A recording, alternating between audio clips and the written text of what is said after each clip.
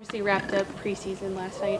When you look at this kind of collectively, what has stood out to you about this group that you want to take into the regular season? Just progress from where we started to where we are now. The group has, definitely gotten better in areas that we wanted to get better in. It's kind of a blend of pieces that were here and a mix of new pieces. So making sure that everybody's on the same page, more so than just the basketball piece. The spiritual piece of the game has been extremely important for us. So making sure that everybody's on that same page and kind of understands how we move, and I think we're headed in the right direction on that for sure. How have you worked on that spiritual piece of it? Like, kind of what's been the... It's the respect that we show each other every single day. It's the willingness of everybody to do whatever it takes in order to make the day go as smoothly as it possibly can go. It's the speaking to people, as simple as it sounds. It's the camaraderie, like all those things that we try to foster to create the environment that we're trying to create and continue to build here. What did you like about Evan's game last night, especially just coming from the injury? I thought it was aggressive. He got to the free throw line 8 times, I believe. So that showed that he was attack-minded. He put pressure on the defense, and then obviously, defensively, he's always in his spots. Challenging shots, changing shots. So I think it was good for him to just get that burn that he wasn't able to get before. Hi. Hello, Chris. You have a few days before you play against Toronto in the opener. Are there points of emphasis that you guys are now focusing on going into that game, coming off of the preseason? Yeah, again, it's like this climb for us, right? It's not an expectation that we just go from here to here to here. Like, we want to be our best, come April, and see what we can get done, on a long-term level. So, there are things that we're paying attention to that have to do with Toronto. And then there are things that we're paying attention to that have to do with us. So we've got, a few days, which is, some good time to kind of work on those things and complement to one another, and how they both kind of fit long-term, but also will be important in the short term for Toronto and Chicago to start the year. So, we've got a plan in place, and we just have to continue to stick to it and continue to take those steps. How do you manage that as a coach to try and pace it that way throughout the course of the season? You can't ask too much at once, and you have to have realistic expectations. Like, you understand building team, and, I don't know too many teams that have just jumped from, or skipped steps, I should say, right? Like, there's always those levels that you have to get to and you hope to achieve. So you have to stay in that realm, and you may have some, exciting moments, or you may have some disappointing ones, but you still have to understand that this is a long play that we're going. Like, these 82 games is a grind, and there's a lot of different things that are going to happen between now and April. So with that in mind, like, you've got to find your pace, and your team will follow your lead. And that's some of the things that we've been working on as a staff. How do we continue to implement that for the group? I know you used the phrase a little bit last year, but where did win the scrap come from? I don't know, to be honest with you. It was something that I said, Okay. And then it became, a common theme. Again, like who we were and the type of style that we wanted to play. Like, the scrap is all those dirty moments, right? Like, it goes in with the junkyard dog mentality. It's like, if there's a one-on-one situation, there's a loose ball on the floor. If there's a screen coming and you have to navigate and get through it, like, those are all individual scraps that we're trying to win. And the more of those that we win, right, the better off we give ourselves a opportunity to win. It's about 4 o'clock here on a Saturday. Have you made a decision on the starting small forward? I have. You have? Nope, not telling you. No, you I could say there's almost a decision made. Okay. How much of what you wanted this team to accomplish during the preseason do you feel was accomplished? I think we got a lot done.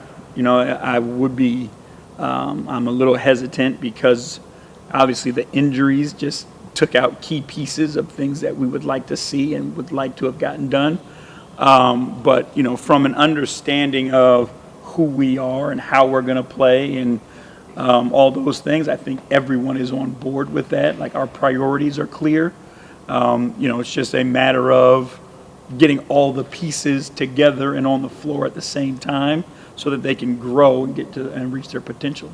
How did Evan respond physically last night and today from game action? He was good. He went through everything we did today in practice. Evan, there's not a whole lot of complaining anyway. So he kind of just shows up and does his thing, and he was good to go today.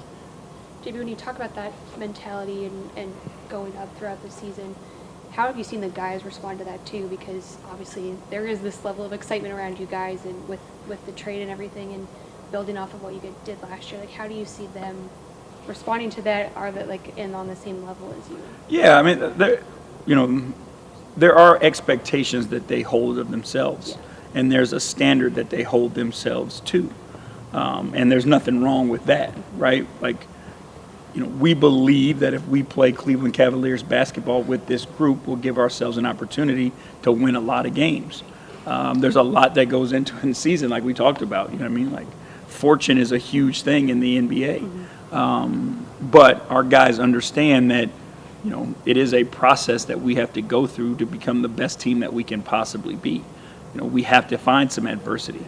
And then as a team, we have to figure out how do we overcome that. Like, if everything is just all good all the time, then you get punched in the mouth. Like, how do you respond? So we need to get in some of those fights and see what happens and, build those calluses through those tough times. Obviously, you're not dwelling on last year, but because of the things you guys went through last year, can guys like Darius and Isaac and even Evan and Jarrett look back at how they handled that as a group together then and sort of parlay that forward when things happen this coming season? Yeah, I mean, that's the only way you progress, mm-hmm. is you take your experiences and you learn from your experiences. And, if not, you end up staying stationary. And we've got a growth-minded group, so I expect us to take those experiences and when we face them again, put out a different effort and in hopes that, it changes, and then that's how you kind of grow. You've talked in the past about just how difficult this day is, cut day, in the NBA. Specifically when it comes to Mamadi, how tough were those conversations with the front office today? It's one of those things where, it's Kobe and Gans make the conversations easier because it's not something that they just plop on you the last minute, mm-hmm. right? These are things where we start having conversations in advance to kind of hash it all out and figure out what we want to do next. The conversation for me is nowhere near as difficult as it is a conversation for the guys we have to have them with. In essence, their dream at the moment being paused, at a minimum, sometimes for guys taken away, that's more difficult. That's the hard part is you have to have that conversation. So, the conversations that we have, that's business, but it's the human aspect that makes the conversation so difficult to have with guys. Would you prefer to fill the 15th roster spot? Or are you okay if it's left? We're in those conversations with Kobe and Gans and understanding the financial flexibility and all those things. There's going to come a point, where we may need to. But right now, we're in agreement with the decision to leave that 15th spot open. JB, since Donovan got here, he seems to already have ingratiated himself so much in Cleveland doing the Brown stuff he's done. I think he's maybe one of the most active users on Twitter during the Guardians postseason run. Just to have a guy who's a legitimate superstar in this league, what does that say about him that he comes into a new place and is just so focused on fitting in that aspect right away? He's a real human being, and he hasn't let his successes go to his head. He uses his opportunities that a lot of people don't have to embrace his situation. Instead of going somewhere and putting himself on a pedestal where everybody's look at me, he's no, I'm diving in to be a part of everything that we have going on here. And again, that's being successful, but not feeling like you're more important or bigger than. And that's a genuine thing from Donovan. Like, you never walk into a room with Donovan and feel uncomfortable. Like, he makes the room at ease because he makes everybody else feel comfortable. And that's that's part of his, charm and charisma and personality. But again, a credit to his upbringing and how he relates to people. All right, thanks, Coach. All right, thank you guys.